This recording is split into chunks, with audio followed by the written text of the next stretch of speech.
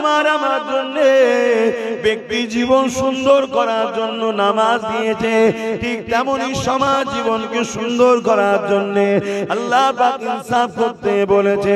ব্যক্তি জীবনকে সুন্দর করার জন্য আল্লাহ যেমন রোজা দিয়েছে, তেমন সমাজ জীবনকে সুন্দর করার জন্য ইনসাফ করতে বলেছে, ইনসানিয়াত দেখাতে বলেছে, ন্যায় করতে বলেছে, জাস্টিস করতে বলেছে, মানব বন্ধন করতে বলেছে। এ যুবকেরা, তরুণেরা, যেমন ব্যক্তি জীবনকে ভালো রাখার জন্য হালাল খাদ্য খেতে বলেছে, ঠিক তেমনি সমাজের ক্রাইমকে বন্ধ করার জন্য আল্লাহ পাক শরাবকে হারাম করেছে, শরাবকে নিষেধ করেছে, ওই শরাবকে বন্ধ করতে বলেছে। আল্লাহ তোমাকে আমাকে দুনিয়া জমিনে পাঠিয়ে দুটো কাজ দিয়েছে। কুনতুম খায়রা উম্মাতি উখরিজাত লিন-নাস তা'মুরুনা বিল মা'রুফ ওয়া তানহাউনা আনিল মুনকার। অন্যায়কে মিটিয়ে দাও, ন্যায়কে প্রতিষ্ঠিত করো। এই দুটো কাজ আল্লাহ তোমাকে আমাকে দিয়েছে। আরে আমার আল্লাহ আমাকে আপনাকে কত ভালোবাসে, সেই আল্লাহকে আমি আপনি কি দিলাম? তিনি তো তোমার আমার মুখাপেক্ষী নয়। আল্লাহুস সামাদ, সূরা ইখলাসে আল্লাহ জানাচ্ছেন আল্লাহুস সামাদ, তিনি কারো মুখাপেক্ষী নয়।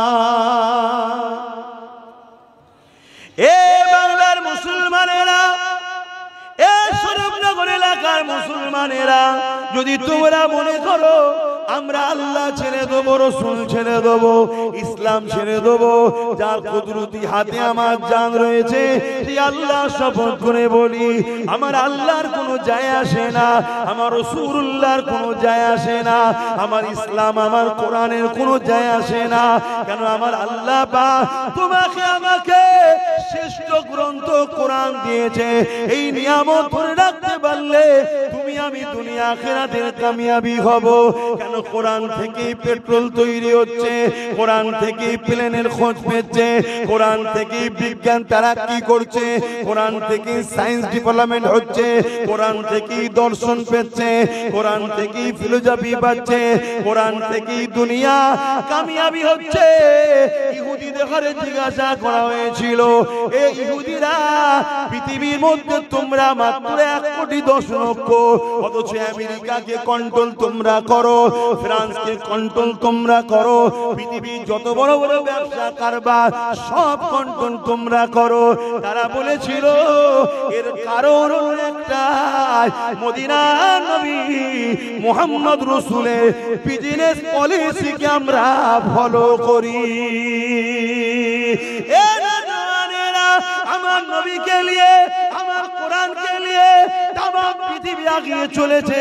আজ উম্মতে মুহাম্মাদি সেই কোরআন থেকে দূরে সরে যাওয়ার জন্য, রাসূল থেকে দূরে সরে যাওয়ার জন্য আজ আমরা ঘরের নৌকার হয়ে গেলাম, আজ আমরা লোকের চাকর হয়ে গেলাম, আজ লোকের টেবিল পরিষ্কার করি আমরা, লোকের জন্য চট বিছাই আমরা, লোকের জন্য ঝান্ডা নিয়ে ঘুরি আমরা, সব জায়গায় মেহনত করি আমরা, খেটে খেটে মরি আমরা, নিজেরা নিজেরা খুনখুনি করে মরি আমরা, নিজেরা নিজেরা কেস করে জেলে যে মরি আমরা, সব জায়গায় শেষ হচ্ছি। এর কারণ একটাই, আমল করে কোরআন জানিয়ে দিল লাকাদ কানা লাকুম ফি রাসূলিল্লাহি উসওয়াতুন হাসানা। নবীকে ছেড়ে দিয়েছি, নবীর সুন্নাহকে ছেড়ে দিয়েছি।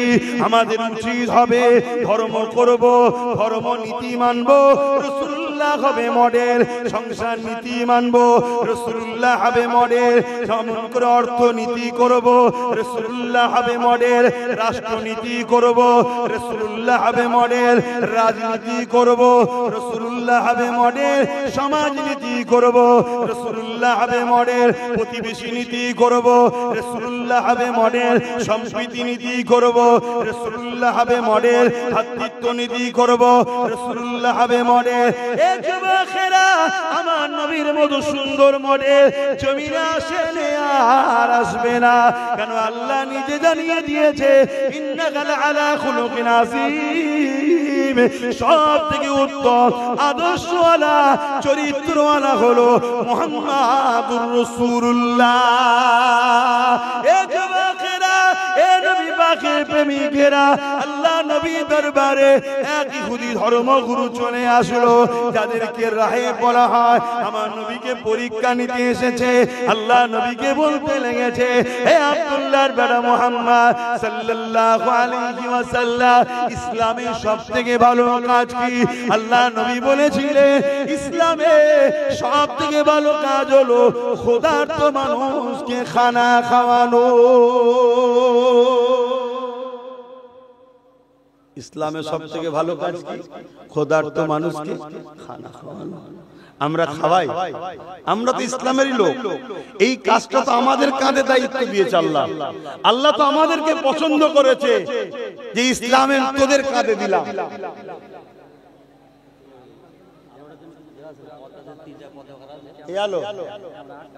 মাথা গরম হয়ে যাবে, এমনি মাথা গরম হচ্ছে।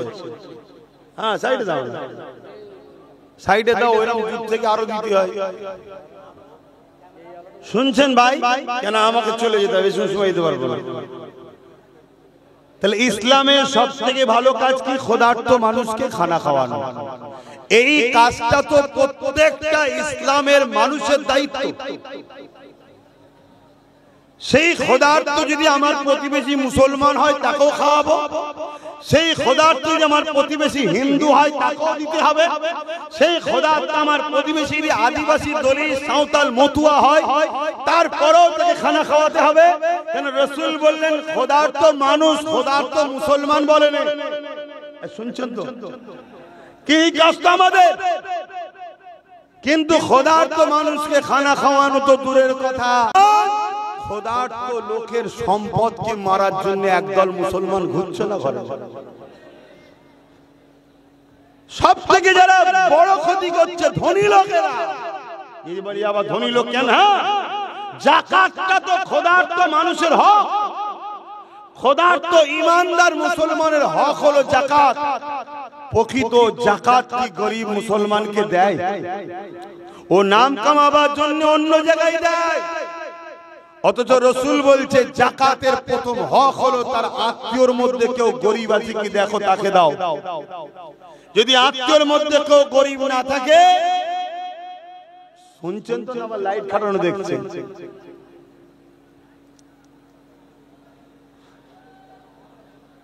না বিয়াদি?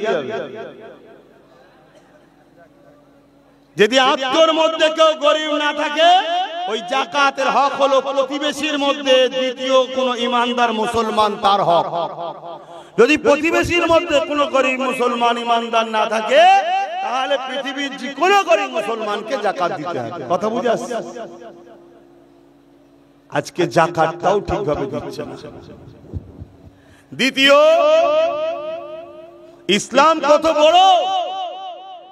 ইসলাম বলছে তুমি যদি একটা আম খাও, ওই আমের আটিটা যেন কোন গরিবের ঘরের পাশে আমের আটি খুসা ফেলুনি। কেন? গরিবের বাচ্চা দেখে বাইনা করতে পারে, মায়ের কাছে সব করবে, গরিব মানুষ দিতে পারবে না, বাচ্চাটা কষ্ট পাবে, মাটা কষ্ট পাবে। সেই মানবতা ধর্ম হলো ইসলাম। জোরে বলুন সুবহানাল্লাহ। কিন্তু দুঃখের সাথে বলতে হয়, গত 3 দিন আগে আমার পশ্চিম বাংলায় এবিপি নিউজে বসে এক নারী নামের কলঙ্ক, সে আবার বলে নাকি আমি সাহিত্যিক, সে বলছে মুসলমান ও ইসলাম নাকি সন্ত্রাসী ছড়াচ্ছে। শুনছেন? এর কারণ, এর কারণটা কি? এর কারণ দুটো। একটা, যে কথা বলছে সে একটা আকাট মূর্খ, নারী নামের কলঙ্ক।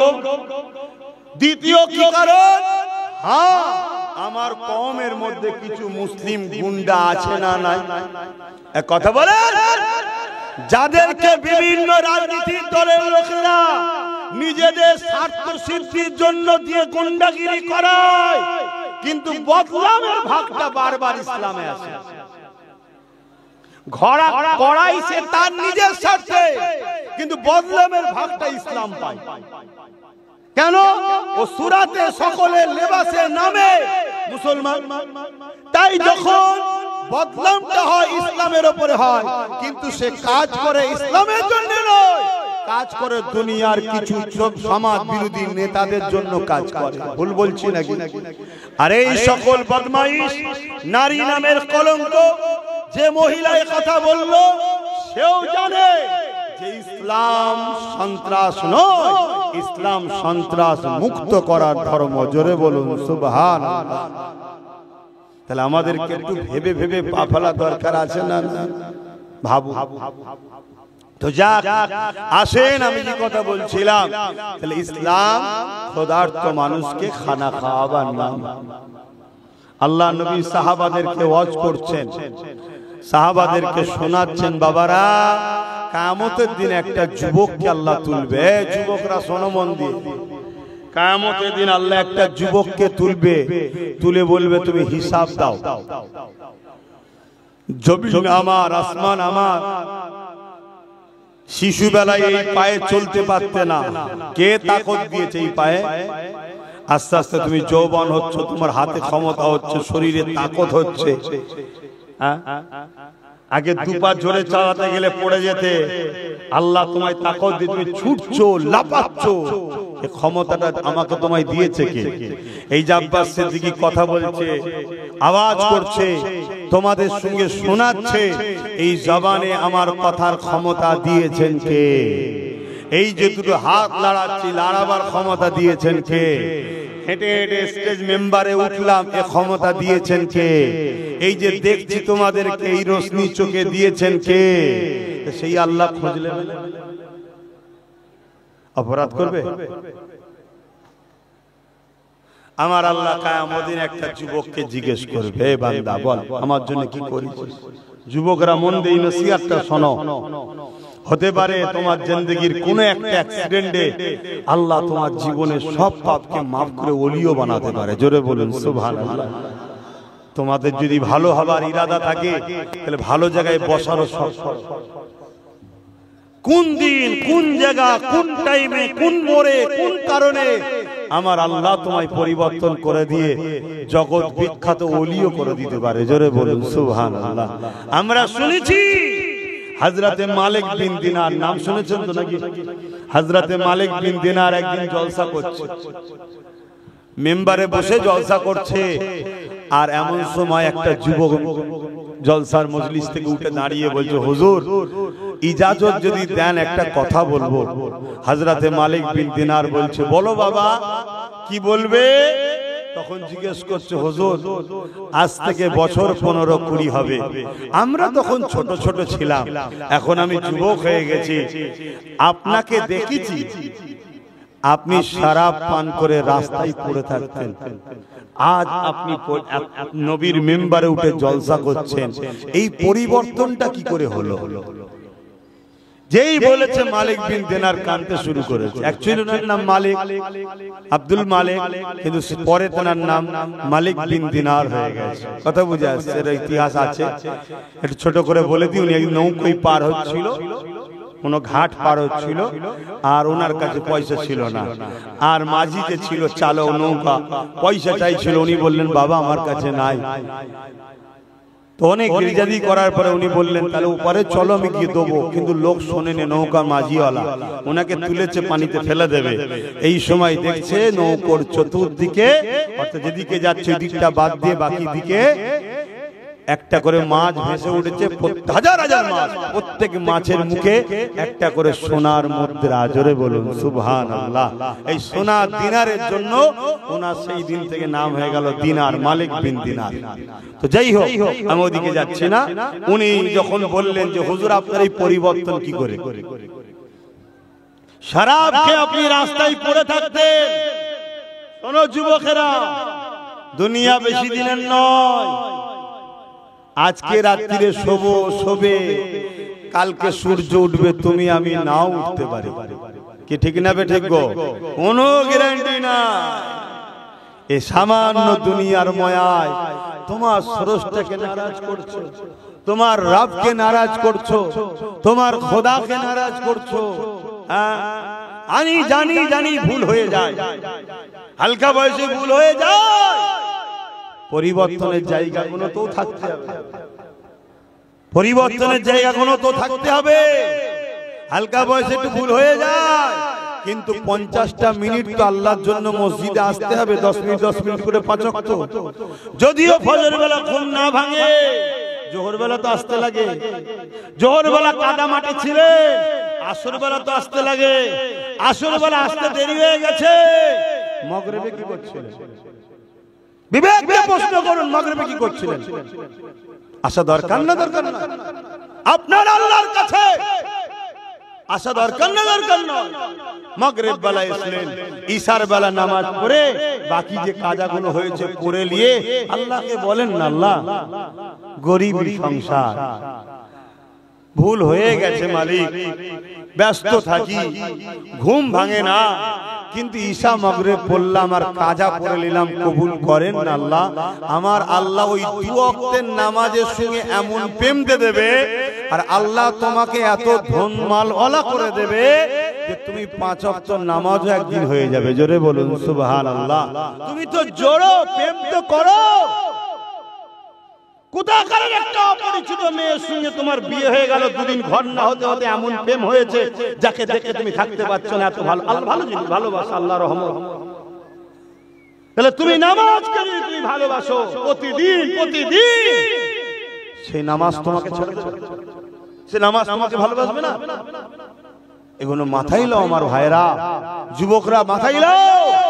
চারিদিকে আবার নতুন করে ফেরাউন বসেছে, চারিদিকে নতুন করে হিটলাররা বসেছে, চারিদিকে নতুন করে নমরুদ বসেছে। এরা গরিবদের ঘরে মেরে দিতে চায়, গরিব রাখবে না, গরিব রাখবে না, গরিব রাখবে না। আর মুসলমান তুমি আমি দুটো কারণে মার খাবো, এক মুসলমান হওয়ার জন্য মার খাবো, দ্বিতীয় গরিব হওয়ার জন্য মার খাবো। আর অন্য সমাজের মতুয়া থেকে শুরু করে হিন্দু টিন্দু যা আছে, এরা গরিব যারা আছে সব মেরে শেষ করে ফেলবে। আমি অনেক আগে থেকে বলে আসছি, আমার কথা তো পছন্দ হয়নি, দেখো না কি হয়। কথা কিছু বুঝছেন না, বোঝেন না? বড় লোকের কোনো সমস্যা নাই, বড় লোক যে হবে তার বাড়ি যদি পাকিস্তানে হয়, তাকে আমার দেশের একটু বলবো, আমার দেশের প্রধানমন্ত্রী ভিআইপি ভাবে নিয়েছে, আমার দেশে নাগরিক দেবে। আর মতুয়া হিন্দু গরিব, তাকে বলছে সিএ করো তারপরে দেবো। কেন?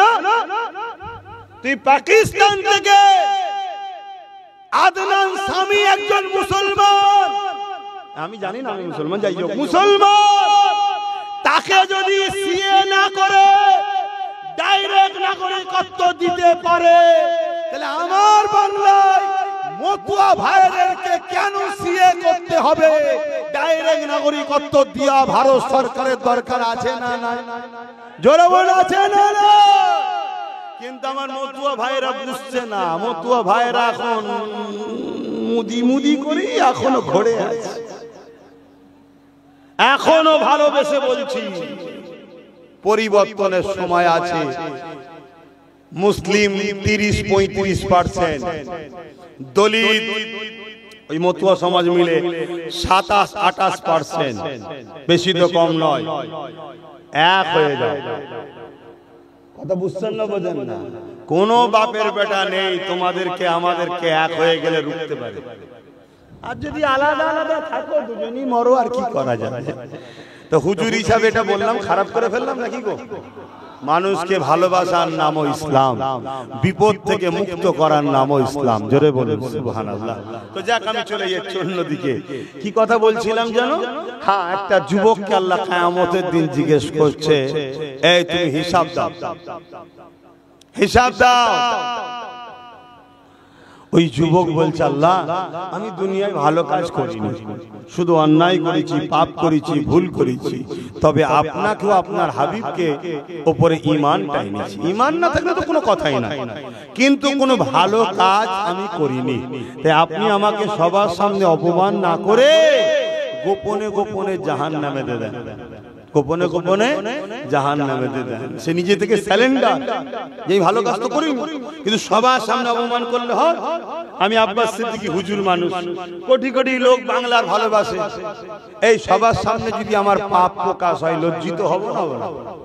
তো ওই যুবক বলছে আমার বাপ আছে, মা আছে, স্ত্রী আছে, এমন পাপ করেছি বাপ জানলে তাড়িয়ে দিত, মা জানলে তাড়িয়ে দিত, স্ত্রী জানলে স্বামী বলে মানতো না।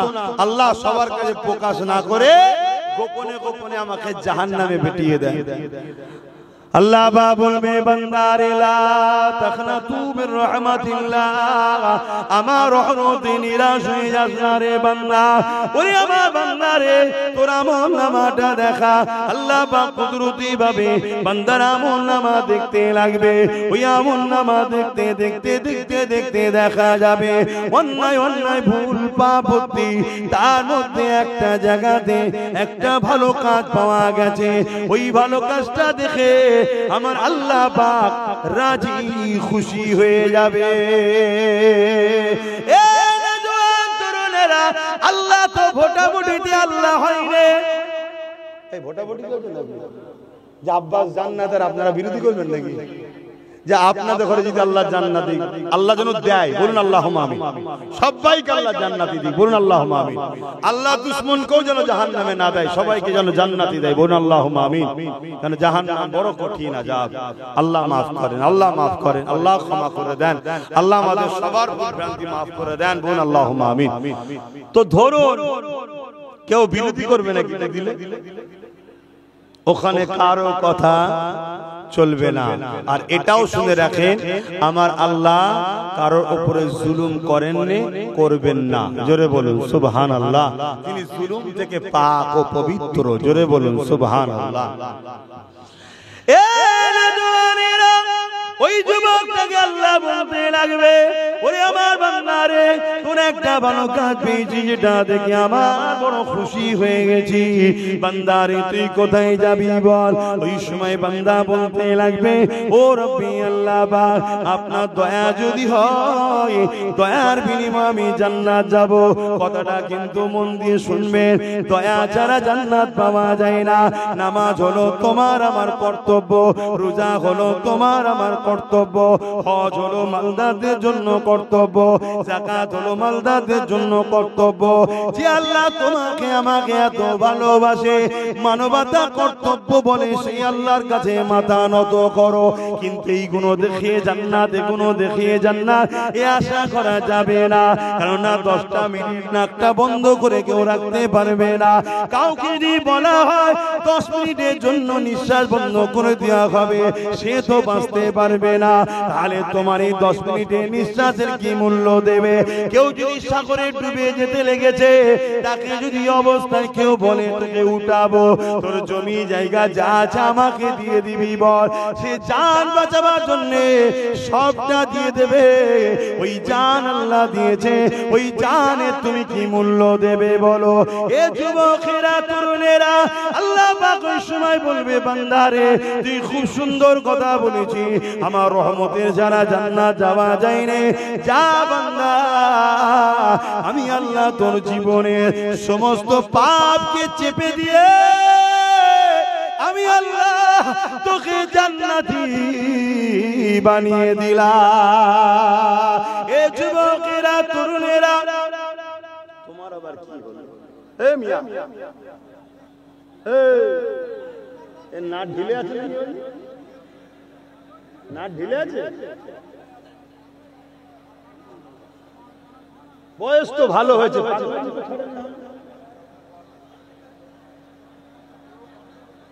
ও আব্বাস সিদ্দিকী কোন চেনে নেই, আমি কি জিনিস বুঝতে পারি না, সমস্যা। আরো 10টা মৌলী সাহেবের মতো হয়তো আব্বাস সিদ্দিকী।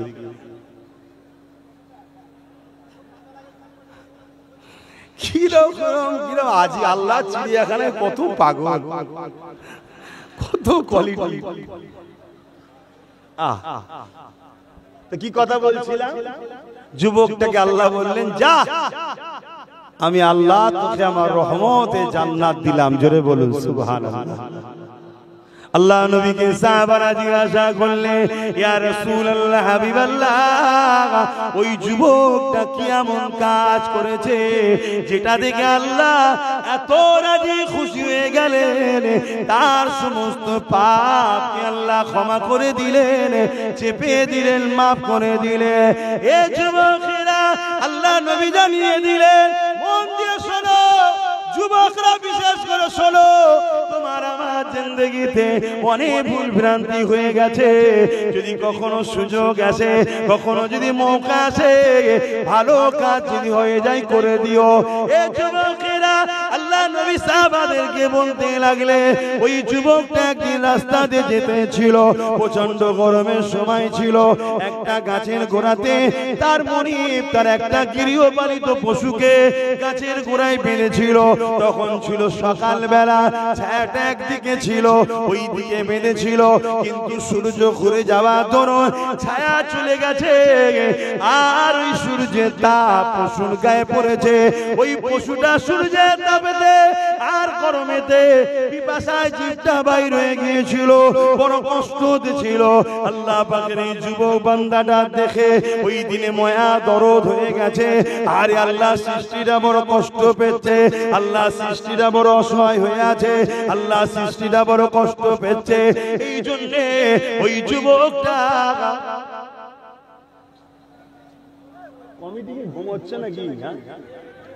এক্ষুনি ওখান থেকে কেউ ফটো তুলবে, তুলে ছাড়বে। আই দেখো হুজুরদের জলসায় মহিলারা সামনে দিয়ে যায়, লাও বদলাম এবার চারিদিকে শুরু হয়ে গেল। এক তো রাস্তার উপরে করা ভুল হয়েছে, কেন স্টেজটা ওখানে করলে কি সমস্যা ছিল? স্টেজটা যদি ওই জায়গাটাই করতে, পুরো মাঠটা ফাঁকা ছিল, এই মাঠে করা কি দরকার ছিল? আরে বেশি হলেও তো জায়গা তো অনেক।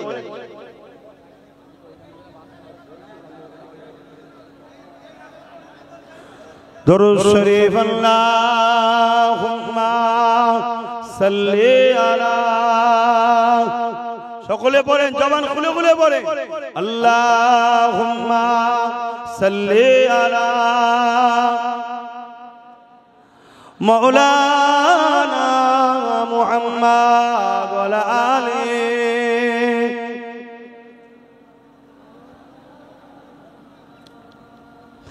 तमाम हाल दिलों का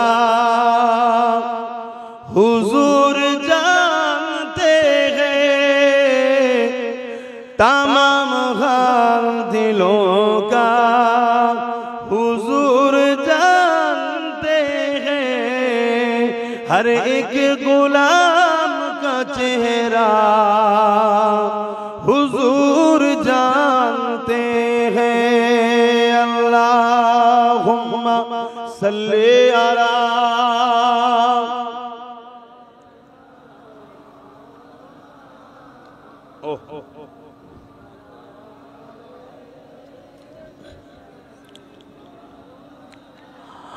আমার আব্বা জানেরা, নওজওয়ানেরা, ওই সময় আল্লাহ নবী জানাতে লাগলে, ওই যুবকটা পশুটাকে ছায়াতে বেঁধে দিয়ে তাকে পানি পান করিয়েছিল। এই যে আল্লাহ সৃষ্টির ওপরে সে দয়া, মমতা, ভালোবাসা, দয়া দেখিয়েছে, আমার আল্লাহ পাক এটা দেখে বড় খুশি হয়ে গিয়ে বলতে লাগবে, ওরে আমার বান্দারে,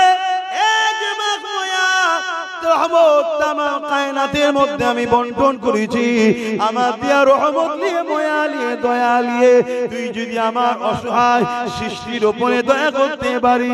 সে ছিল তখন বাঁধা, ছায়াতে যেতে পারছিল না, পানির পিপাসা তার মিটতে পারছিল না, এই অবস্থাতেই তুই যদি তার উপরে দয়া দেখাতে পারি, আজ ময়দানে মাশরে যেদিন মাথায় বেগদা ইখতিলাফাত উপরে সূর্যকে নামিয়ে দেওয়া হবে, এই যুবক মন দিয়ে শোনো, আল্লাহকে ভয় করো। তোমার যতই দাদা দিদি থাকুক না কেন, ময়দানে মাশরে সব বেটাকে নফসি নফসি করতে হবে, সবাইকে উলঙ্গ করে উঠানো হবে। সেই দিনে কারো কিছু দাদাগিরি চলবে না। ওই দিনে মাথায় এক বেগদা উপরে আল্লাহ বা সূর্যকে নামিয়ে দেবে। আল্লাহ নবী জানিয়ে দিলে এমনও পাপ পাওয়া যাবে, ময়দানে মাশরে ছেলেকে জমিনে শুইয়ে দিয়ে তার বুকের উপরে পা দিয়ে দাঁড়িয়ে যাবে, এমনও মেয়ে ছেলে পাওয়া যাবে নিজের জন্মদাতা বাপকে জমিনের উপরে শুইয়ে দিয়ে তার বুকের উপরে পা দিয়ে দাঁড়িয়ে যাবে, এমনও মা পাওয়া যাবে নিজের মেয়েকে জমিনে শুইয়ে দিয়ে তার বুকের উপরে পা দিয়ে দাঁড়িয়ে যাবে, এমনও মেয়ে পাওয়া যাবে নিজের মাকে জমিনে শুইয়ে দিয়ে তার বুকের উপরে পা দিয়ে দাঁড়িয়ে যাবে। সাহাবারা কাঁদে এবার বলে ইয়া রাসূলুল্লাহ হাবিবাল্লাহ এই রকমটা কেন হবে? আল্লাহ নবী বললেন লোহা আগুনে দিলে যেমন লাল হয়ে যায়, সূর্যের তাপে তো জমিনটা লাল হয়ে যাবে, ওই দিনে দাঁড়াতে পারবে না। এ যুবক, কাল যদি দুটো মিলিটারি আসে তোমাকে AK-47 ঠেকিয়ে যদি বলে ক্যাম্পে যাও, তার হাত থেকে তুমি যদি রক্ষা না পাও, আমার আল্লাহর ময়দানে মাশরে এই জমিন থেকে তুমি কি করে রক্ষা পাবে? কে তোমার সেদিন পাশে দাঁড়াবে? কেউ তোমার হয়ে মোকাবেলা করার থাকবে না, একমাত্র আমেল আল্লাহ ছাড়া।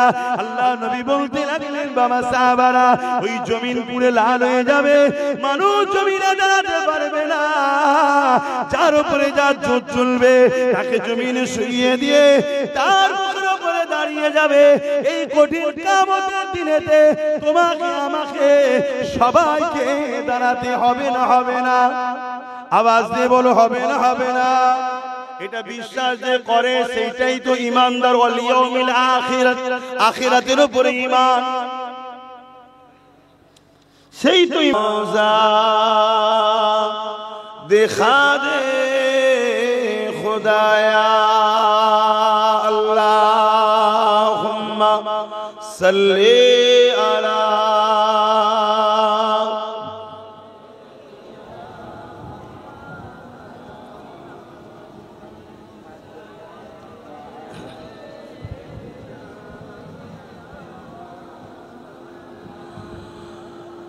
सदा गए महशुर में लब्बाइक लब्बाइक, जहां उम्मतों ने पुकारा मोहम्मद, हमें जानो दिल से प्यारा मोहम्मद के खामोश हमारा मोहम्मद। अल्लाहुम्मा सल्ली अला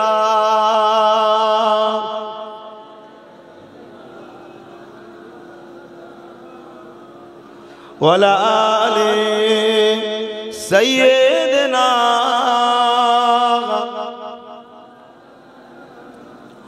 कलमा ला इलाहा इल्लल्लाह, ला इलाहा इल्लल्लाह, ला इलाहा, ला इलाहा इल्लल्लाह, ला इलाहा, ला इलाहा इल्लल्लाह मुहम्मदुर रसूलुल्लाह। हस्बी रब्बी जल्लल्लाह, मा फी क़ल्बी ग़ैरुल्लाह, नूर मुहम्मद सल्लल्लाह, हक़ ला इलाहा इल्लल्लाह, ला इलाहा इल्लल्लाह मुहम्मदुर रसूलुल्लाह। अल्लाहुम्मा सल्ली अला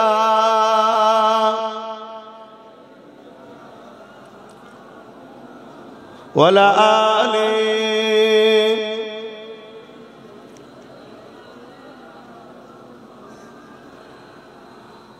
وقال الله تعالى في كلام المسيح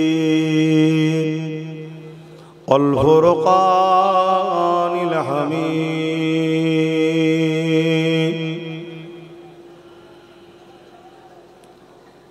لقد كان لكم في رسول الله أسوة حسنة। উপস্থিত আমার আব্বা জানেরা, আমার নওজোয়ান তরুণেরা, যুবকেরা, ছোট ছোট বাচ্চারা, উলামা হযরত, হাফেজে কোরআন, ইমাম সাহেব বলেরা, আজ আপনাদের গ্রামে কোরআন সুন্নাহর আলোকে দ্বীনি এক আলোচনার মাহফিল আপনারা করেছেন। যে মাহফিলের গুরুত্ব সম্মান আল্লাহ পাক এত দিয়েছেন, দয়ার নবী জানাচ্ছেন তিনটে জায়গাতে বসলে আল্লাহ বড় খুশি হয়। জোরে বলুন সুবহানাল্লাহ। নাম্বার 1 হলো বাইতুল্লাহ, মসজিদ।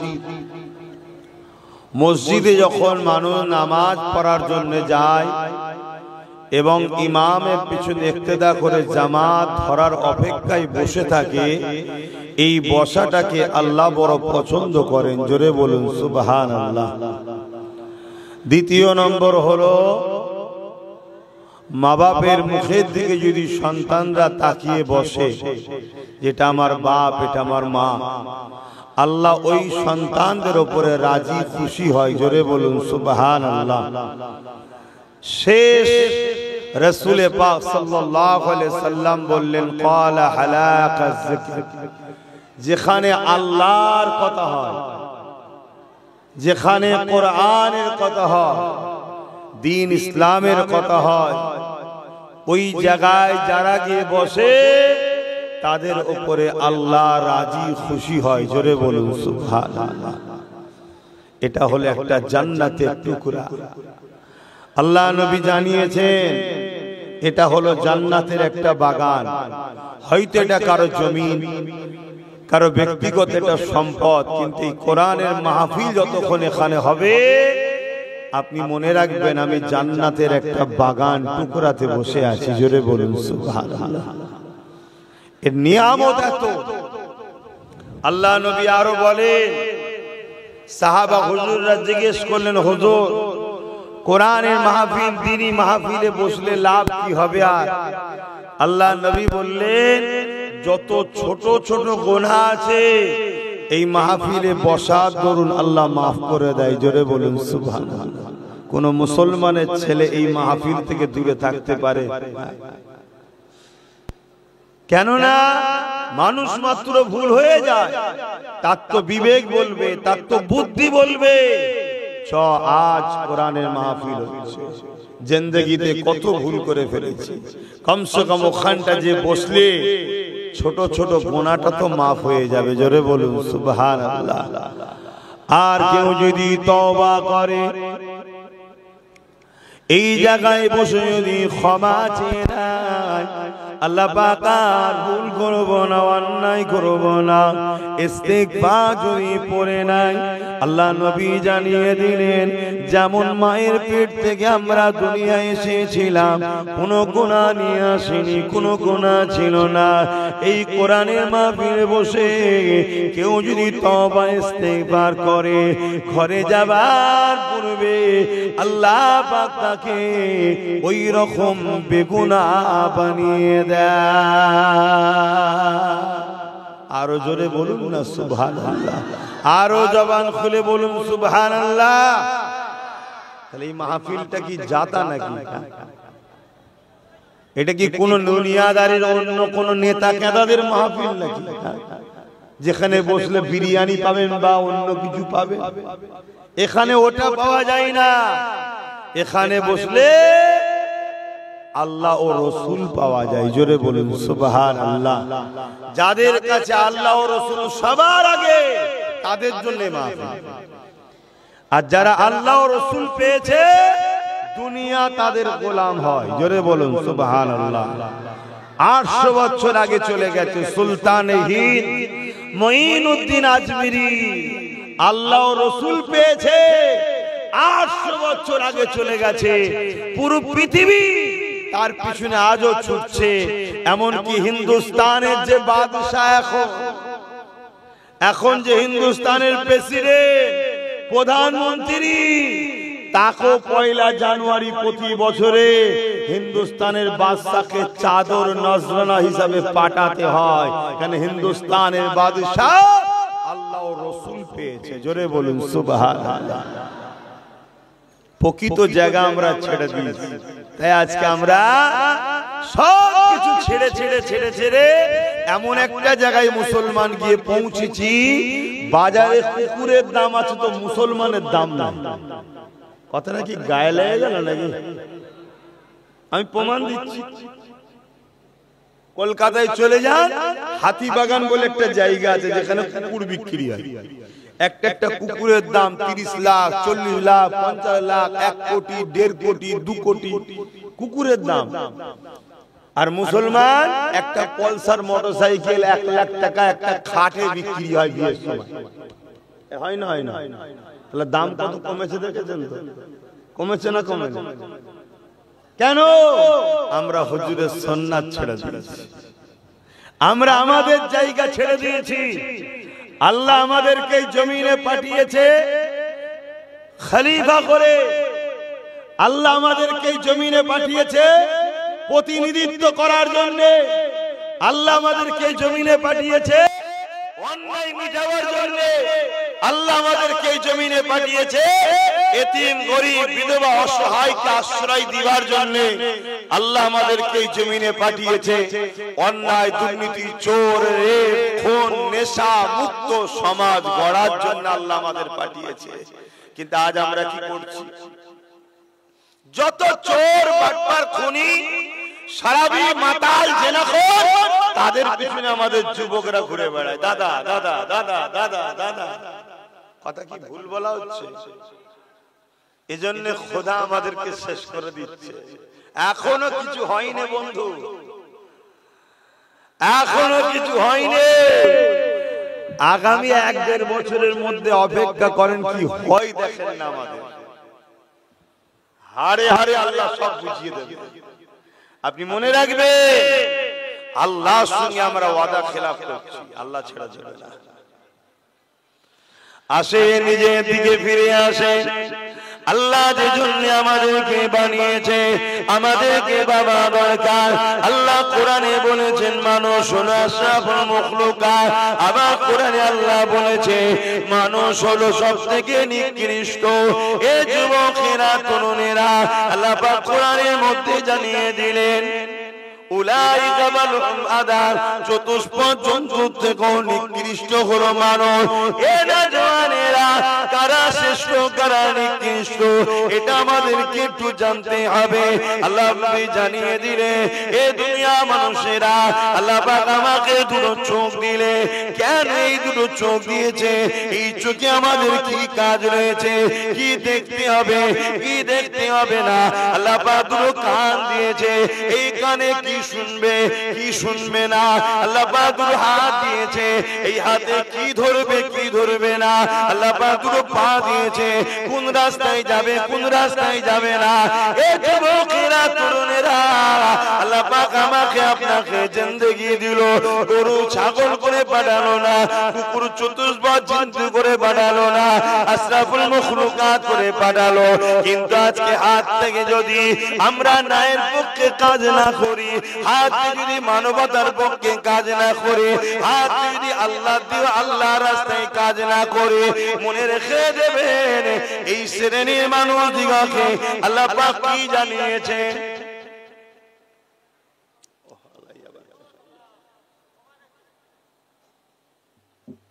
শুনছেন তো? হাত দুটো কে দিয়েছে? বলবেন না আল্লাহর নাম নিতেও কষ্ট হচ্ছে। হায় হায়, এত নিচুই নেমে গেলাম আমরা যে আমার মালিকের নাম নিতেও অসুবিধা হচ্ছে। হাত দুটো আল্লাহ দিয়ে, চোখ দুটো কে দিয়েছে, কান দুটো, পা দুটো, এ জমিন কার, এ আসমান কার? বেঁচিয়ে রেখেছেন কে? নিঃশ্বাস এখনো চলছে কার দয়ায়? আমার এই ভাই তখন থেকে চুপই বসে আছে, কি ব্যাপার? ঘুম ঘাটে না এখনো? ঘুম নাকি? এই যে জিজ্ঞেস করছে আপনারা উত্তর দিচ্ছেন, বিরক্ত হচ্ছেন? আমাদের মৌলী সাহেবদেরা বড্ড জ্বালায় না? আমরা আল্লাহকে দেখে নি,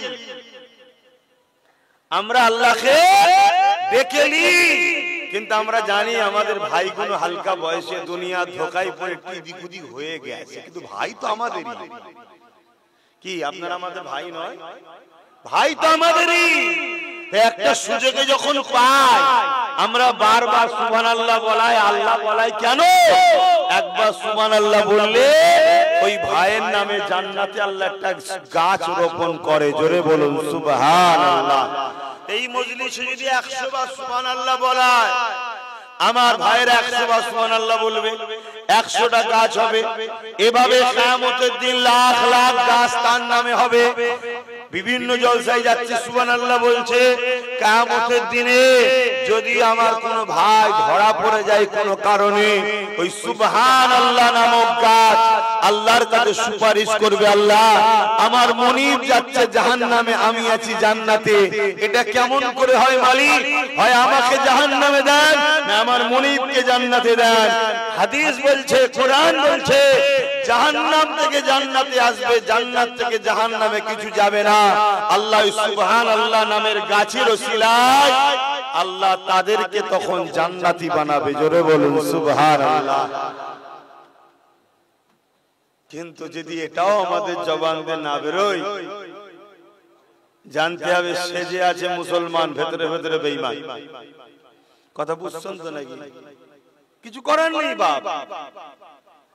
ভাইরা আমার, এই যে একবার আল্লাহ বলবেন, একবার আল্লাহ বলাতে 40টা নেকি আছে। জোরে বলুন সুবহানাল্লাহ।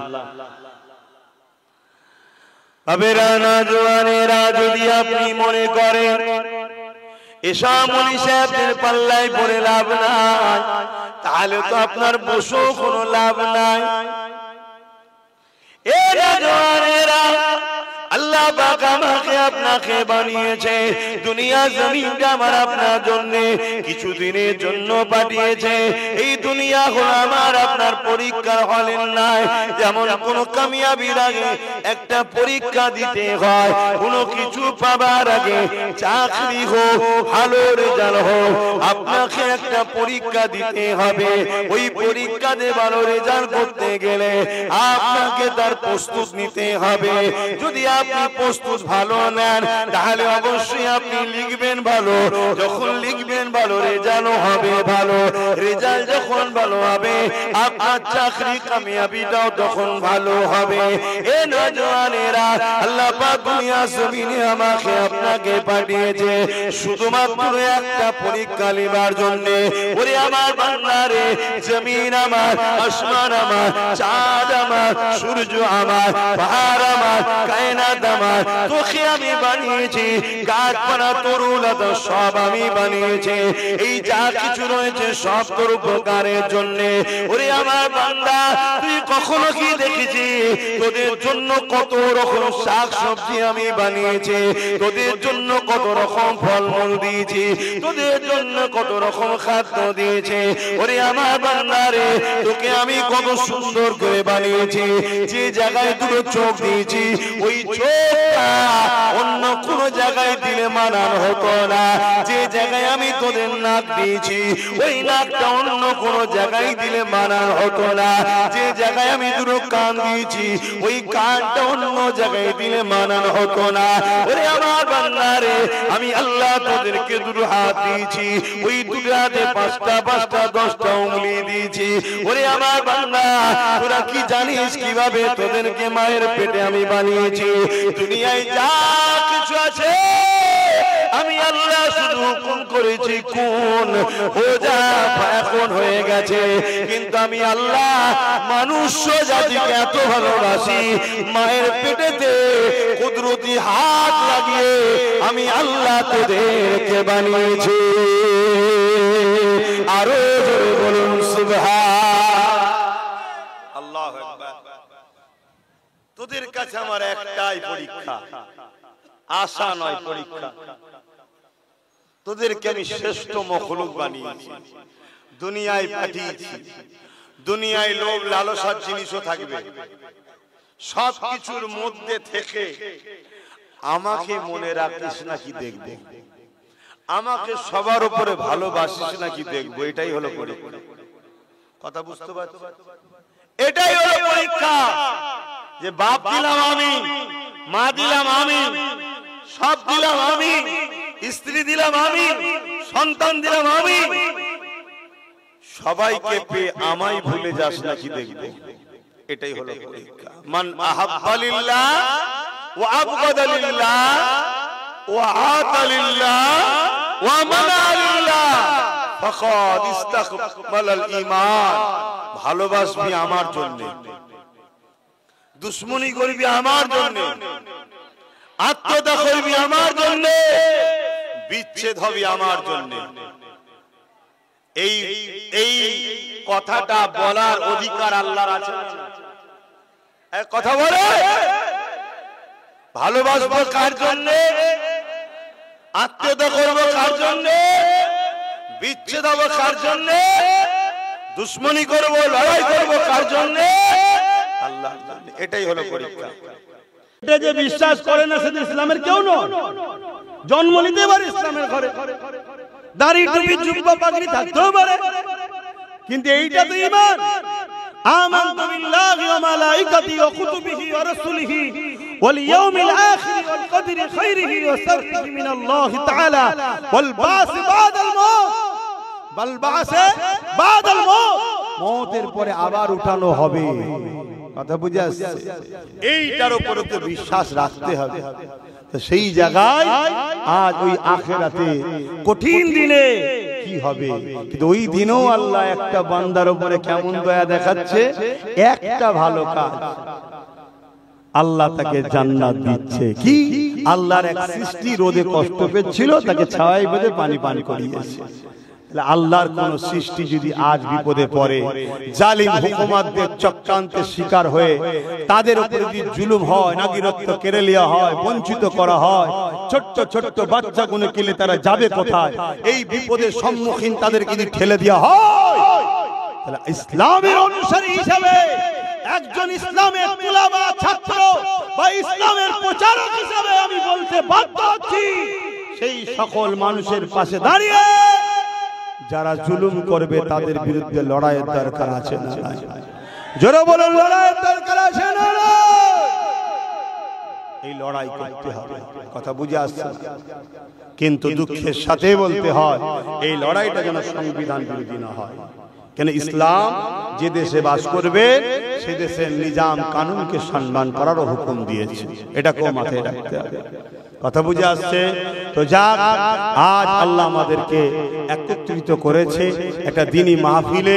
আল্লাহ আমাদের সকলকে, এই যতজন এসেছি, আল্লাহ আমাদের গুনাহ ক্ষমা করুক, মাফ করুক, দুনিয়া আখিরাতের বিপদ থেকে আল্লাহ আমাদেরকে হেফাজত করুক। বলুন আল্লাহুম্মা আমিন। সময়ের দিকে খেয়াল করতে হচ্ছে।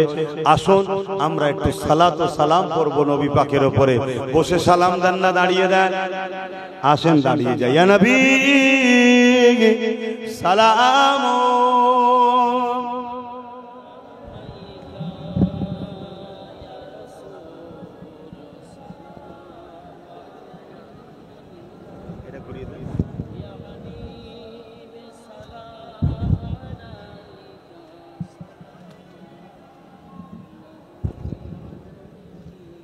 কিন্তু একটা কথা বলে দিই, কেন আজ আমাদের সমস্ত জামাত দল সিলসিলাকে এক হতে হবে, ঠিক তো নাকি গো?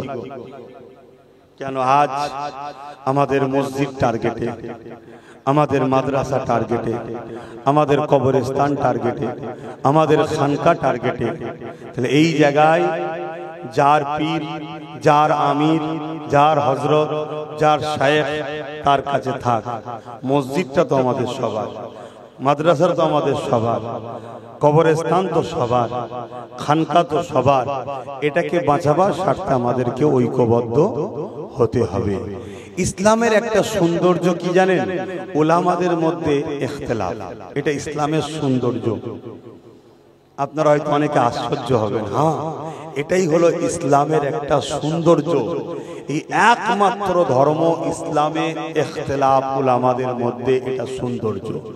ইখতিলাফ হলেই মানুষ তাহকিক করবে, ইখতিলাফ হলেই মানুষ মুতাআলা করবে, ইখতিলাফ হলেই মানুষ কিতাব ঘাঁটবে, ইখতিলাফ হলেই মানুষ পড়াশোনা করবে।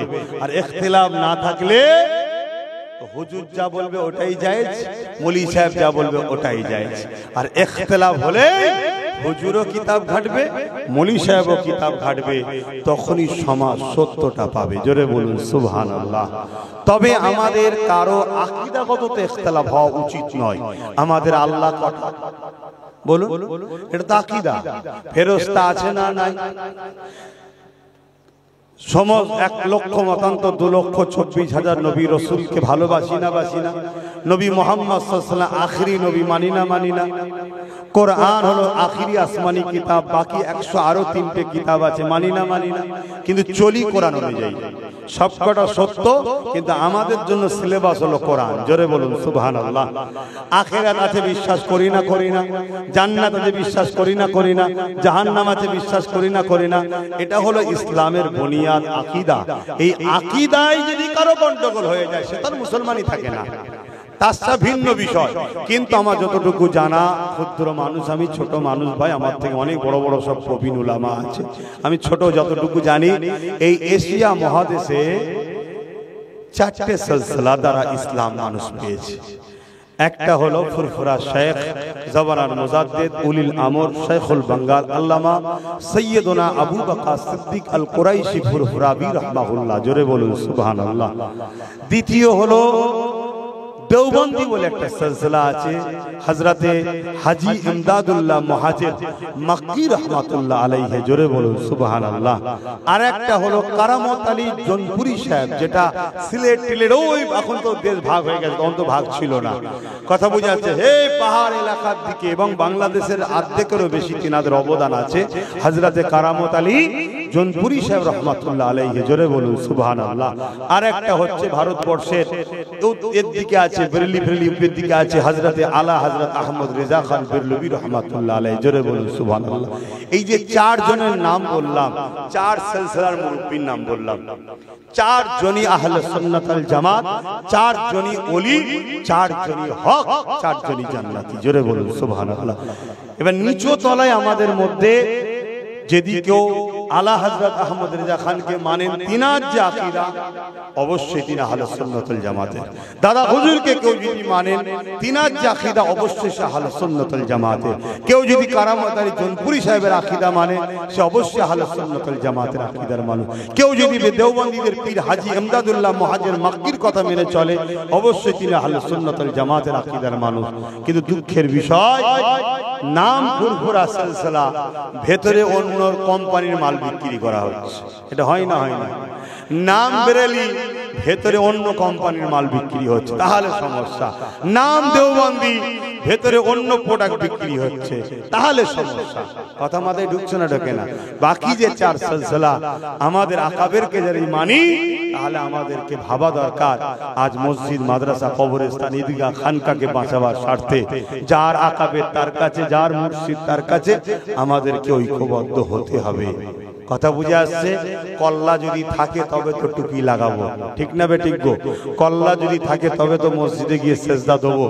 কঠিন পরিস্থিতি আসছে, তবে এই পরিস্থিতিতে কোন মুসলমান যদি ভয় খায়, ঘাবড়ে যায়, ও মুসলমান সে মুসলমান নয় যে মুসলমানের কথা কোরআনে আছে। ও 2 নম্বর মুসলমান। ঘাবড়াবার জায়গা, ভয় খেয়ে যাওয়ার জায়গা ইসলামে নাই। সমাধান করার কথা বলছি।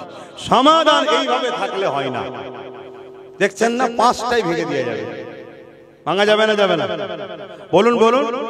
5টাকেই ভেঙে দেওয়া যাবে, কিন্তু 5টা যদি এক জায়গায় হয়, এবার ভাঙা যাবে? ওজন উল্টো খেয়ে চলে যেতে হবে। কথা বুঝে আসছে না? না, তো সেইটাই হচ্ছে আমার বলার উদ্দেশ্য। তো যাক, এই কথাগুলো বলছি, আপনারা আবার খারাপ নিচ্ছেন না তো? কেন, এখন সবার কাছে সবার মত পছন্দ নাও হতে পারে, কিন্তু জাতির স্বার্থে, দেশের স্বার্থে এবং অন্য ধর্মের মানুষকে বাঁচাবার স্বার্থে, এদেশ যখন ব্রিটিশ শোষণ করছিল, ব্রিটিশদের হাত থেকে এদেশকে স্বাধীন করার জন্য অনেক মায়ের লালই জীবন দিয়েছে।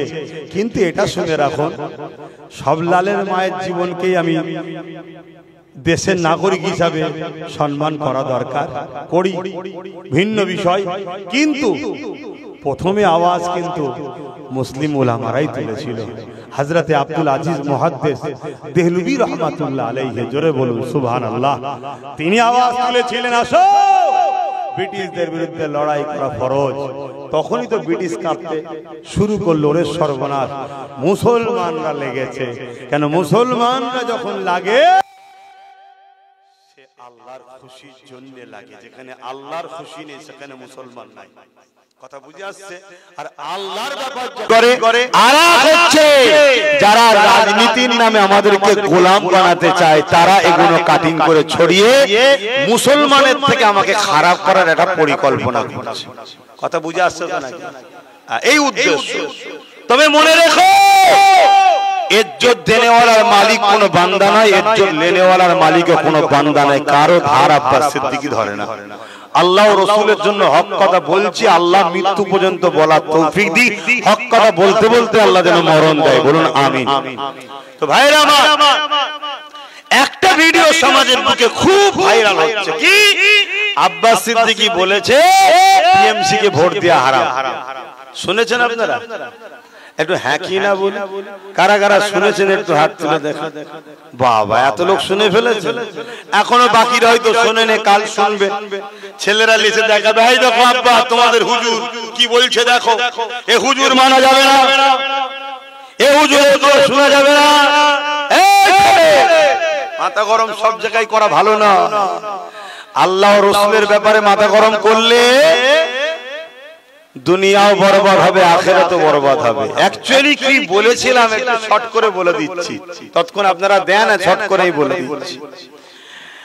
আমি বলেছিলাম এই বিষয়টাই ওয়াকাবলি আলোচনা করতে গিয়ে বলেছিলাম কি কেন্দ্র সরকার সংবিধান বিরোধী কালা কানুন করে গায়ে জোর দিয়ে আমার মসজিদ, মাদ্রাসা, কবরস্থান, ঈদগাহ, খানকাকে মিটিয়ে দিতে চাইছে।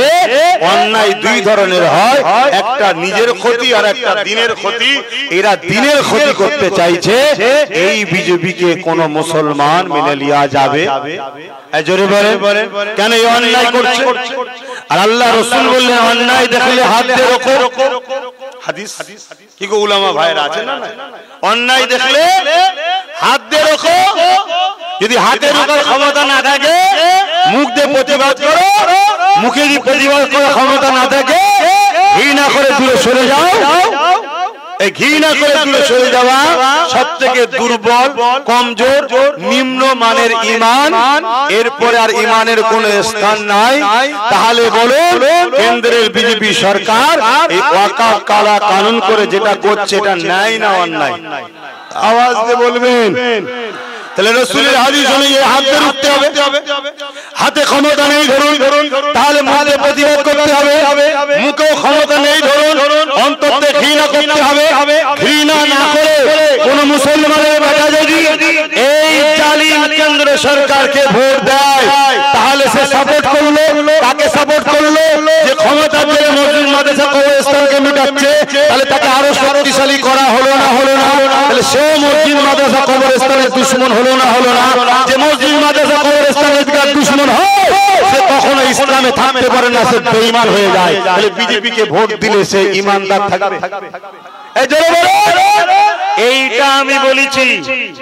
এরপরে কি বলেছি সেবার শোনো।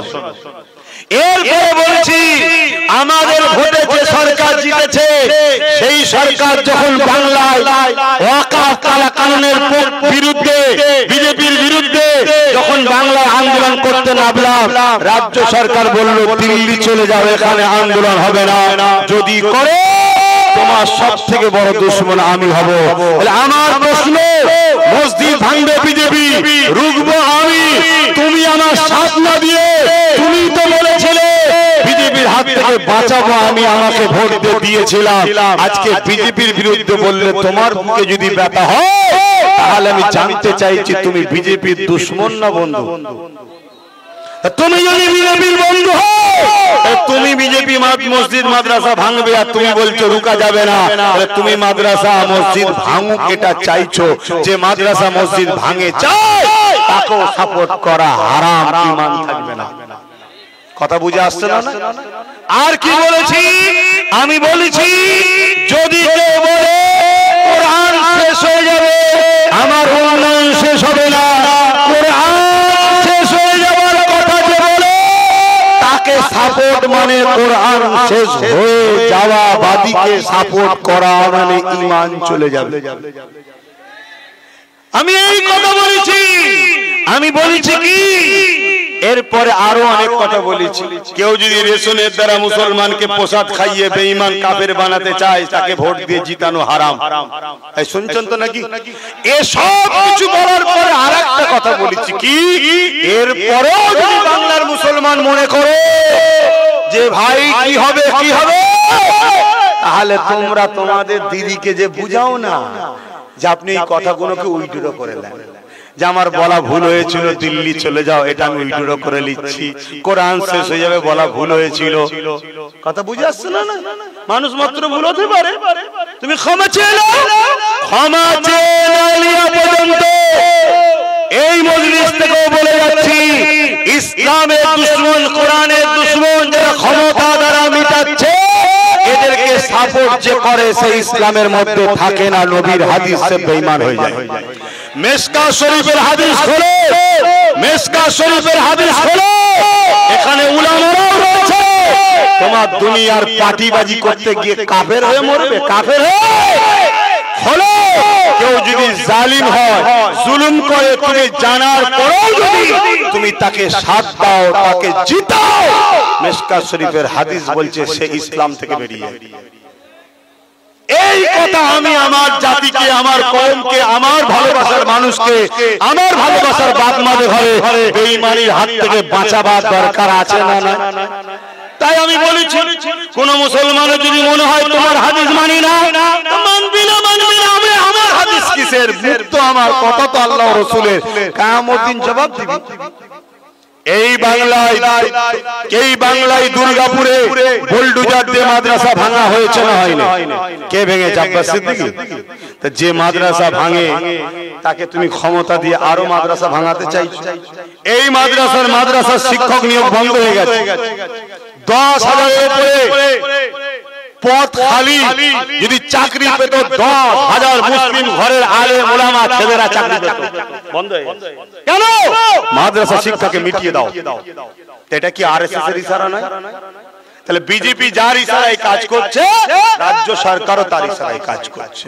তাহলে ভোট দেবো আমরা, আর ঘর ভাঙবে আমাদের, ভোট দেবো আমরা, মসজিদ ভাঙবে আমাদের, ভোট দেবো আমরা, মাদ্রাসা ভাঙবে আমাদের, ভোট দেবো আমরা, আর প্রসাদ খাবে আমাদেরকে। এটা মেনে নেওয়া যাবে না।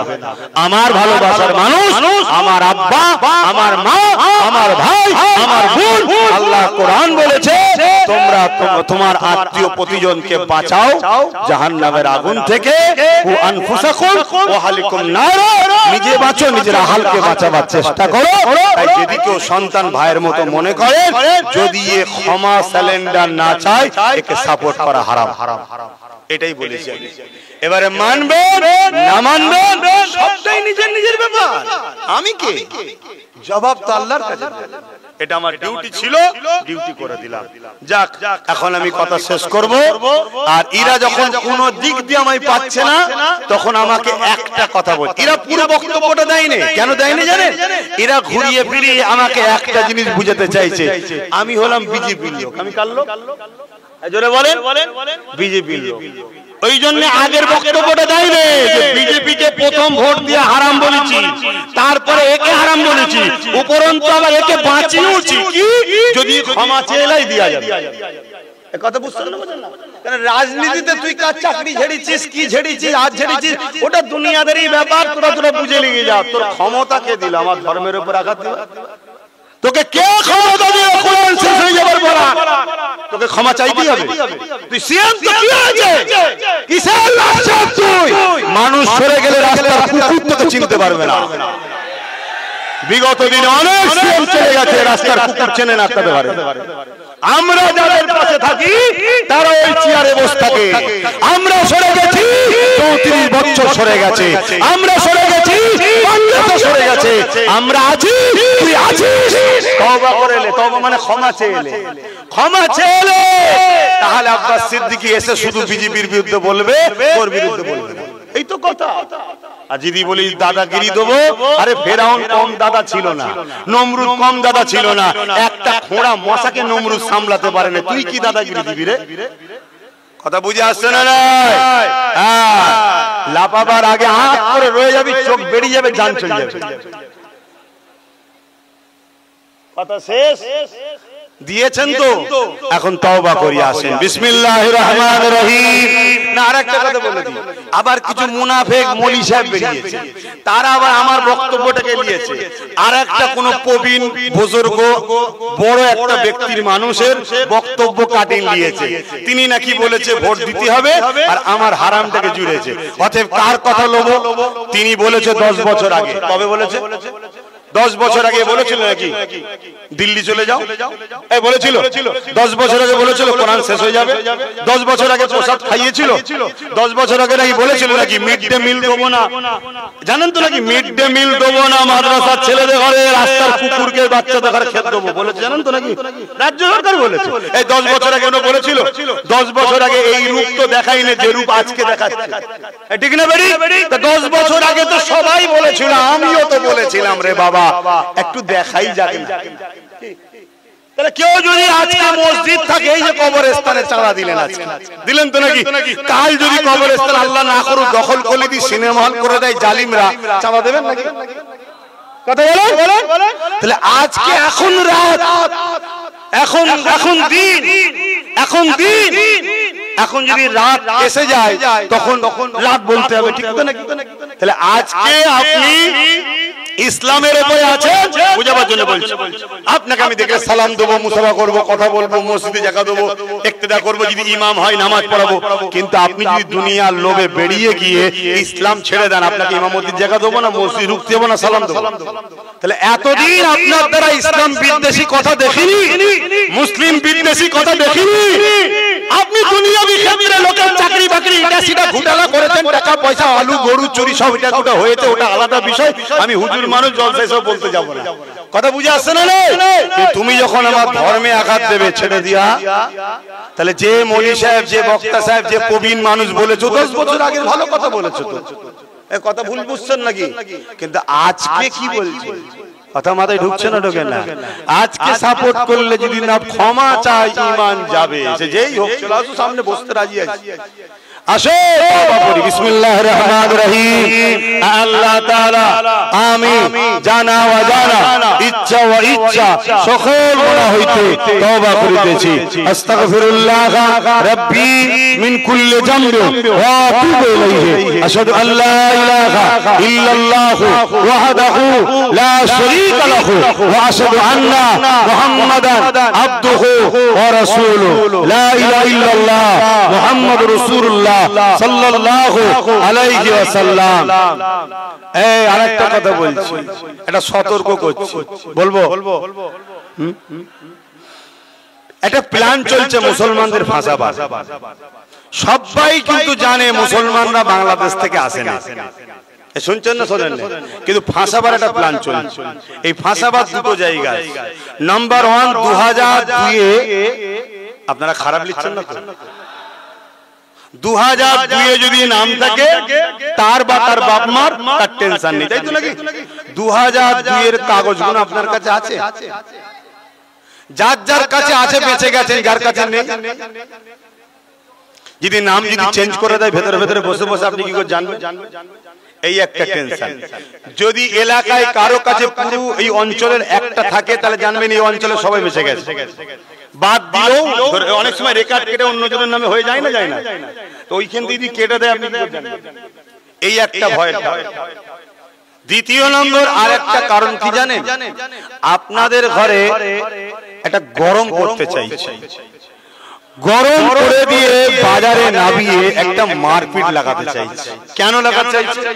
মারপিট হলেই রাষ্ট্রপতি শাসন হবে, আর রাষ্ট্রপতি শাসন এলে কেজরিওয়ালের মতো ইনি বিজেপির হাতে তুলে দিয়ে পালিয়ে যাবে, বলবে আমি কি করব। শুনছেন তো নাকি? অতএব ঠান্ডা মাথায় আইনি লড়াই লড়ো। যে যে আসবে বুথে বিএলএরও তার ফটো তুলবেন, তার নাম ফোন নাম্বার নেবেন, তার সম্বন্ধে যাচাই বাছাই করবেন। দুটো কাগজ থাকবে, একটা কাগজ ফিল আপ করে তাকে দিবার আগে বলবেন স্ট্যাম্প মেরে সই করো। আপনি যে এসেছেন স্ট্যাম্প মেরে সই করে রিসিপ্টটা আগে দেন, তারপরে এই কপি দেবো। ওই কাগজটা জেরক্স করে যত্ন করে রেখে দেবেন। যদি আপনার নাম ক্লিকবাজি করে কোনো বিএলআরও বাদ দেয়, ও বেটাকে কোর্টে টেনে নিয়ে যাওয়া হবে। কথা শুনছেন না শোনেন? ইনশাআল্লাহ দাদা পীরের আওলাদ হিসাবে আমিও আছি, আর আল্লাহ আমাকে কিছু আগে বুঝিয়েছিলেন কিছু, তাই আমি আমার ভাইটাকে রাজনীতিতে নেবিয়েছিলাম। ও আল্লাহ করে জিতে আছে এখনো, ও লড়াই করবে আপনাদের জন্য, কথা দিচ্ছি। কথা বুঝে আসছে? আপনারা ঘাবড়াবেন না, আর ঘাবড়ে স্টপ হয়ে মরে যাবেন না, তাহলে সব শেষ হয়ে গেল। আর ঘাবড়ে গিয়ে কোন অফিসারের সঙ্গে ঝগড়া করে ফেলবেন না।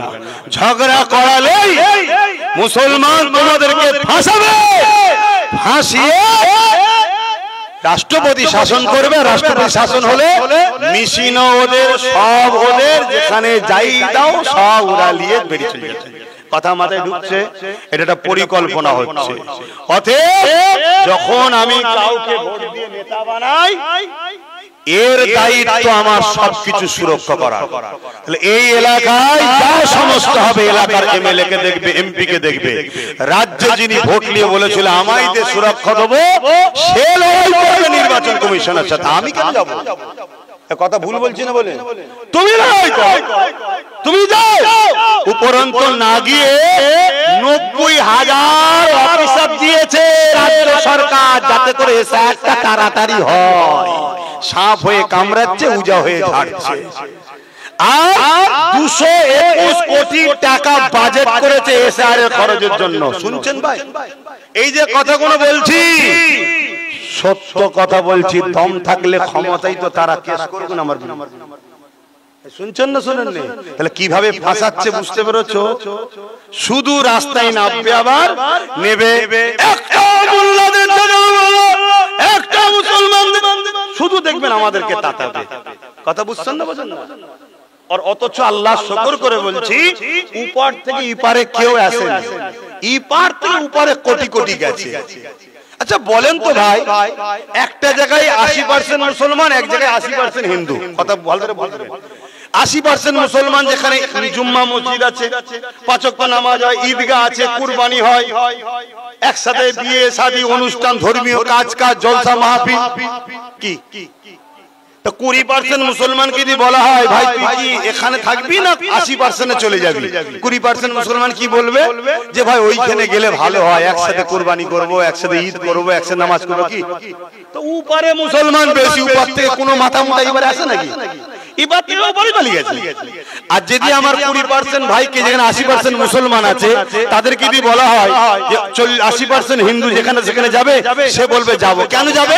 হিংসার জন্য বলছি না, তার ধর্ম করতে সুবিধা হবে। কারণ 80% ওখানে মন্দির আছে, একসাথে তার অনুষ্ঠান করবে, একসাথে তার কালচার করবে, একসাথে বিয়ে শাদী সব কি সুবিধা হবে না?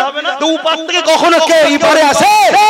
ইপার থেকে এসেছে অমুসলিম ভাইরাই বেশি। কথা বুঝে আসছে না? এই আশার দরুন তাদেরকে বার করে দিবে, এটাও আমি পক্ষপাতিত্ব নয়। কেন কাতার মেরেছ তোমরা নেতারা, পাবলিক কেন ভোগান দিলেন?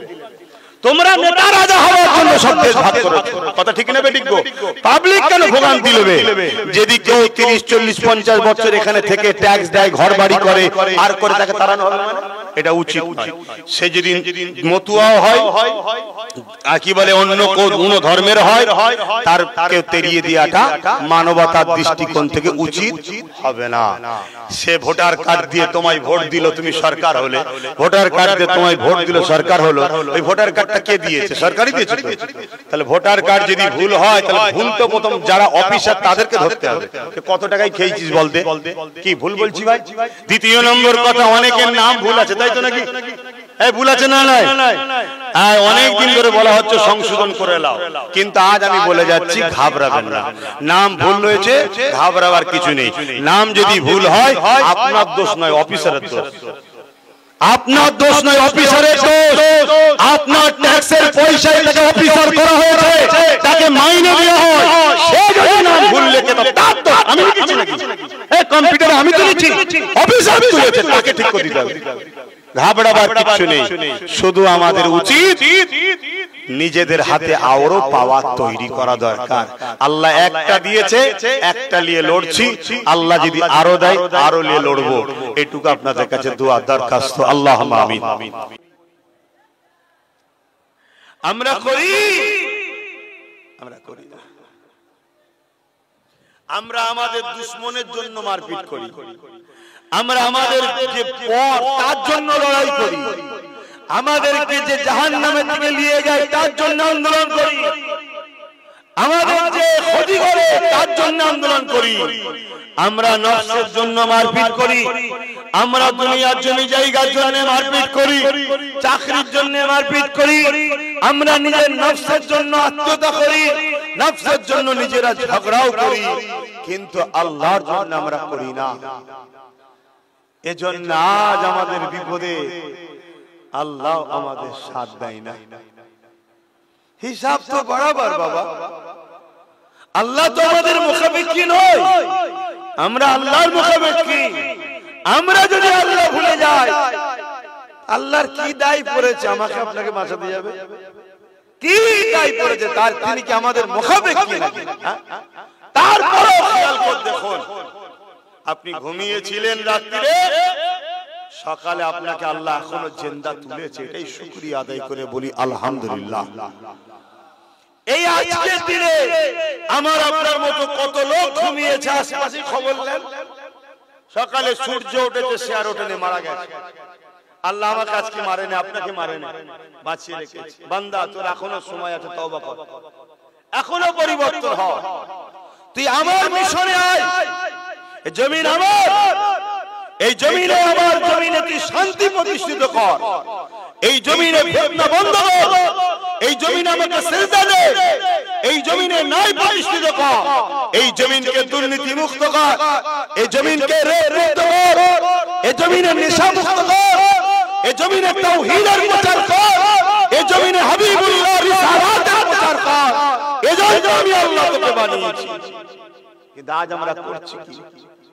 আল্লাহ দিয়া জিন্দেগি পেয়ে সকাল থেকে উঠে পরচর্চা, পরনিন্দা, মারপিট, খুনোখুনি, একে লুটবো ওকে লুটবো, এই সব মেন্টালিটি আমার কওমের মাথায় ঢুকানো হয়েছে। ঢুকানো হয়েছে কারা? ঢুকিয়েছে যারা দুনিয়ায় আমাদের খোদা হতে চায়। বুঝে লাও, কেন কখনো তোমার গ্রামে এসেনি, পক্ষে কে বিপক্ষে কে বুঝাওই নি, কিন্তু হক কথা তো বলতে হবে নাকি? যার দুনিয়ার স্কুলের মাস্টার যদি তোমাকে এক পাতা পড়া দেয়, তুমি যদি পড়া না করে যাও, পরের দিন টিচার তোমাকে বকবে, রাগ করবে এবং তোমার রেজাল্টটা খারাপ হয়ে যাবে। এই যুবকেরা, আল্লাহ যিনি তোমার আমার স্রষ্টা, যিনি তোমাকে আমাকে দুটো হাত পাকার, তোমাকে আমাকে মায়ের পেটেতে সামান্য বাপের শরীরের রস দ্বারা তৈরি করেছে। মনে রাখবেন, মানুষ মাটি দ্বারা তৈরি নয়, মানুষ মাটির রস দ্বারা তৈরি, একমাত্র মাটি দ্বারা তৈরি। আব্বা জান হযরত আদম আলাইহিস সালাম, বাপ আদমের শরীরের রস থেকে দুনিয়ার জমিনে মানুষ জাতির ধারাবাহিক শুরু হয়েছে। তুমি আমি বাবা মা এক জায়গায় হয়েছিল, বাপের শরীর থেকে সামান্য রস যেটা চলে যাবার পরে মায়ের রেহেমে যায়, ওই রেহেমে যখন যেতে লেগেছে, ওই সামান্য রসের মধ্যে কোটি কোটি তোমার আমার মতো স্পাম রয়েছে। সবাই মায়ের রেহেমে যাবার চেষ্টা করেছিল, আল্লাহ পাক সব কটাকে মেরে দিয়েছে। আব্বাসকে মায়ের রেহেমে যেতে দিয়েছিল, তোমাকে মায়ের রেহেমে যেতে দিয়েছিল। আল্লাহ চেয়েছিল বান্দা দুনিয়ায় গিয়ে আমাকে সিজদা করবে, তাওহীদের প্রচার করবে, রিসালাতের প্রচার করবে, রিসালাতকে অনুসরণ করে চলবে, জমিনে শান্তি প্রতিষ্ঠিত করবে, ইনসাফ ইনসানিয়াত প্রতিষ্ঠিত করবে, আমার সৃষ্টিকে ভালোবাসবে। এই জন্য তো আল্লাহ পাঠিয়েছে। মায়ের পেটে যখন বাপের শরীরে সামান্য রসটা চলে গেল, 40 দিন পরে ওটাতে আকৃতি শুরু হয়েছে। এই আকৃতি হতে হতে 120 দিন হয়ে গেল। এর মধ্যে আল্লাহ মায়ের পেটে রক নিশা গোস্ত হাড্ডি তৈরি করে আল্লাহ পাক চামড়া দিয়ে তোমাকে আমাকে মায়ের পেটে লেপে দিয়েছে। 120 দিন পরে আল্লাহ পাক তোমার আমার শরীরে রূহ দিয়েছিল, জান দিয়েছিল, যেটাকে বলা হয় হুকুম, আল্লাহর হুকুম, রূহ। আল্লাহ ফুঁকে দিলেন, যা। তখন মায়ের পেটে তুমি আমি লড়ে উঠলাম, তুমি আমি মায়ের পেটে লড়ে উঠলাম। মা খুশি হলো, ডাক্তারখানা এখন উন্নত মানের, দুনিয়া উন্নত হয়েছে, ডাক্তারখানায় নিয়ে গিয়ে দুটো মেশিন লাগিয়ে দিয়ে মায়ের কানে দিয়েছে, তুমি আমি নিঃশ্বাস নিচ্ছি, মা শুনছে। আল্লাহু আকবার। কত খুশি হচ্ছে মা, আজ আমার বাচ্চা জিন্দা আছে। কিন্তু আল্লাহ খুশি নয়? বলো বলো, আল্লাহ খুশি নয়? আল্লাহ তার একটা বান্দাকে তৈরি করে পাঠাচ্ছে যে জমিনে গিয়ে সে আমার পক্ষে থাকবে। এটাই তো তার কুদরতি ইচ্ছা। কিন্তু আজ জমিনে এসে আমরা সেই আল্লাহর বিরুদ্ধে হয়ে গেলাম।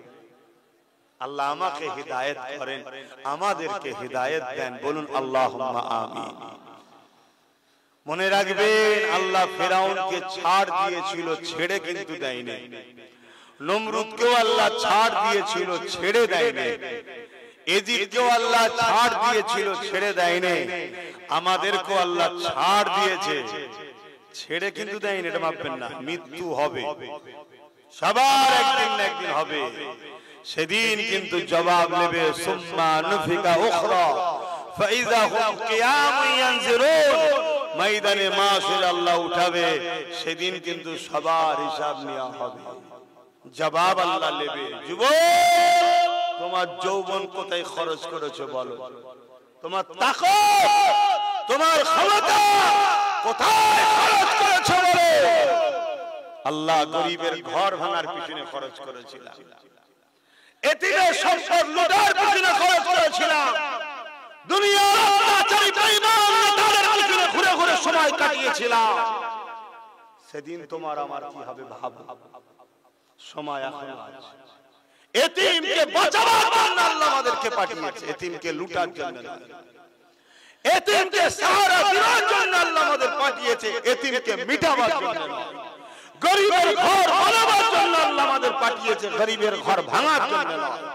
আজকে মুসলিম ছেলেরা বেঈমান জালিম নেতাদের পাল্লায় পড়ে আখসার মুসলমানের ছেলে হক নাশ করছে। হকুল্লাহতে যদি ভুল ভ্রান্তি হয়েও যায়, আল্লাহ বলেছে তওবা কর, আমি মাফ করব। নামাজ কাজা করে ফেলেছি, রোজা কাজা করে ফেলেছি, হজ করতে পারিসনি, আমার কাছে পুরো ভুল করেছিস, ক্ষমা চা, বল আল্লাহ ভুল হয়ে গেছে, আমি মাফ করে দেব। জোরে বলুন সুবহানাল্লাহ।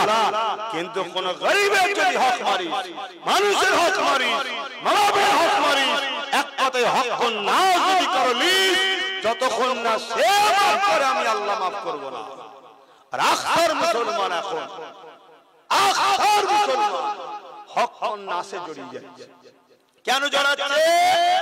ইবলিসের চালাতে ঘরে খুশি করার জন্য। আমার দাদা, আমার দিদি, আমার ভাই, আমার বোন, আমার নেতাকে খুশি করতে হবে। আর তোর নেতা ইচ্ছা করে তোকে আল্লাহ থেকে সরাবে বলে পরিকল্পনা করছে। কেন? এরা বদরের মতো তোদেরকে মারতে চায়, কিন্তু ঈমান থাকলে এরা জানে মারতে পারবো না। এরা মুঈনুদ্দিন আজমির মতো তোদেরকে তাড়াতে চায়, কিন্তু এরা জানে ঈমান থাকলে রুকা যাবে না, এদেরকে শেষ করতে পারবো না। কারণ ঈমানদারের সাথে আল্লাহ আছে। জোরে বলুন সুবহানাল্লাহ। তাই এরা ছলে বলে কলে কৌশলে বিভিন্ন স্টাইলে ডাইরেক্ট তোমাকে আর পাপের রাস্তা দেখাচ্ছে না। তোমাকে বলছে কি, এই কোথায় গেলি, এই দিকে ও একটু বাড়াবাড়ি করছে, ওর ঘরটা ভেঙে দিয়া। তুমি মুসলমান গিয়ে ঘরটা ভেঙে চলে এলে, তোমারই কওমের একটা ঘর। শুনছেন না? শুনেন? এটা হক না, এটা হক না। তোমাকে আল্লাহ বানিয়েছিল তার জন্য লড়াই করো, তার জন্য ভালোবাসো। তুমি বেঈমান নেতার জন্য ঝগড়া করলে। কথা বুঝছেন তো নাকি? কিভাবে আমাদেরকে জড়াচ্ছে। আর এটা যখনই তুমি করবে, আল্লাহ তোমার আমার উপরে নারাজ হয়ে যাবে, নারাজ হয়ে যাবে।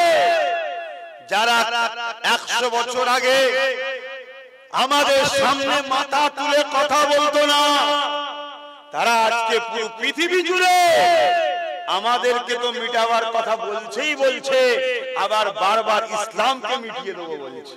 বলছে না? বলেন। 100 বছর পিছিয়ে যাও, যারা আমাদের সামনে মাথা তুলে কথা বলা, চোখে চোখে রেখে কথা বলার সাহস ছিল না, তারা আজকে আমাদের বোনেদের রেপ করছে, ইজ্জত লুটছে। তারা বলছে মুসলিম মেয়েদেরকে কবর থেকে তুলে রেপ করব, এত বড় কথা বলছে। এ সাহস কি করে পাচ্ছে? তুমি আমি আল্লাহ ও রাসূল থেকে সরে গেছি, তাই অন্য কিছু না। সংখ্যা আমাদের কমে নেই, সংখ্যা আমাদের দিনকে দিন বাড়ছে। সংখ্যা বাড়ার পরও আমরা মার খাচ্ছি। যেদিন সংখ্যা 1 মঈনুদ্দিন আজমির ছিল, সেদিন বিজয় আমাদের হয়েছিল। আজ আমাদের কোটি কোটি মঈনুদ্দিন হওয়ার পরও মার আমাদের খেতে হচ্ছে। কারণ কি? কারণ বুঝতে পারছেন না? দেখুন না কারণ কি। এত সুন্দর জায়গা, ঠান্ডা, এত সুন্দর ঠান্ডা বাগান জায়গা, এরপরও যদি যুবক গুণ এসেছে, কারো এখনো বসার ধান্দা আছে? তাহলে বলুন, কারো বসার ধান্দা? মুসলমানই তো নাকি? আরে কথা বলছে না? তাহলে মুসলমান ধর্মের ছেলে তো নাকি? আমার ইসলাম ধর্মের ছেলে তো। এটা ইসলাম ধর্মের মাহফিল তো নাকি? দেখ, এত বলার পর এখনো দাঁড়িয়ে আছে। তাহলে বলুন, আমাদের কওমে যদি ছেলেরা এত বিহায়া নির্লজ্জা হয়ে যায় যে তার ধর্মের উপরে মহব্বত না থাকে, তাহলে আমাদেরকে তো মার খেতে যাবে। কথা খারাপ লাগছে? খারাপ লাগলে দাও জানবেন, আমি এমনি আসতে চাই না, আমি এমনি আসতে চাই না। কথা বুঝাচ্ছ? যারা দাওয়াত করেছিল মনে হয় জিজ্ঞেস করুন, অনেক রিকোয়েস্টের পরেই দাওয়াত হয়েছে মনে হয়। এখনো বোঝে আপনাদের সঙ্গে আমার কোনো বন্ধুত্ব নেই, কোনো দুশ্মনী নেই। আপনাদের সঙ্গে যদি আমার ভালোবাসা থাকে আল্লাহ রাসূলের জন্য থাকবে, আর দুশ্মনীও যদি হয় আল্লাহ রাসূলের জন্য হবে, অন্য কোনো কারণ আপনার সঙ্গে সম্পর্ক নেই। কথা বুঝে আসছে না? না আমি আপনার সঙ্গে ব্যবসা করি, না আপনার সঙ্গে আমার জমির লেনদেন, না রক্তের কানেকশন, না আত্মীয়তা আছে, কিছু নেই। একটাই সম্পর্ক, আপনি যার বান্দা আমিও তার বান্দা, আপনি যার উম্মত আমিও তার উম্মত। এটাই হলো কানেকশন আপনার সঙ্গে আমার। আর এই কানেকশনে দুনিয়াতেও বাঁচাতে চাইছি, আখিরাতে জান্নাতে যাতে যান ওই রাস্তাও দেখাতে চাইছি। কেন আল্লাহ বলেছে, রব্বানা আতিনা ফিদ দুনিয়া, দুনিয়ার ভালাই কথাও ভাবতে হবে, ওয়াফিল আখিরাতি হাসানা, আখিরাতের ভালাই কথা ভাবতে হবে, ওয়াকিনা আযাবান নার, জাহান্নাম থেকে বাঁচাবার কথাও ভাবতে হবে। এজন্য চেষ্টা করছি। কি এমন অসুবিধা আমার ছেলেগুলোর বসলে? এই তো হাজার হাজার লোক বসে গেছে, বাকি গুণের বসলে কি সমস্যা আছে? না, এদের মেন্টালিটিটা এমন ভাবে ইসলাম বিদ্বেষীরা তৈরি করেছে, এমন ভাবে এদের ভেতরে হারাম খাদ্য ঢুকিয়ে দিয়েছে, এমন ভাবে এদেরকে আল্লাহ রাসূল থেকে সরিয়ে দিয়েছে। যদিও ইবলিসের ঠেলা গুঁতো খেয়ে টেনে টুনে এসে বসেছে, এসে হাজির হয়েছে, কিন্তু বসতে ইবলিস দিচ্ছে না। কেন? রাসূল বলেছেন বসার কথা, বসলে গুনাহ মাফ হয়। জোরে বলুন সুবহানাল্লাহ। কি গো, কষ্ট নিচ্ছেন আমার আব্বা গুলো? কষ্ট পেয়েছেন আপনারা? যদি আমার বাপ হন, আপনাদের ছেলেগুলো তো আমার ভাই। এদেরকে দরকার হয়, প্রয়োজন যদি হয় রাগ করে হোক, বকে হোক, জান্নাতে যদি নিয়ে যাবার চেষ্টা করি, এটা কি খারাপ হবে? আমি তো অন্য জায়গায় গেলে বলিনি যে চ ফাংশন হচ্ছে, চ যাত্রা হচ্ছে, চ চ, এটা আমি বলেছি না।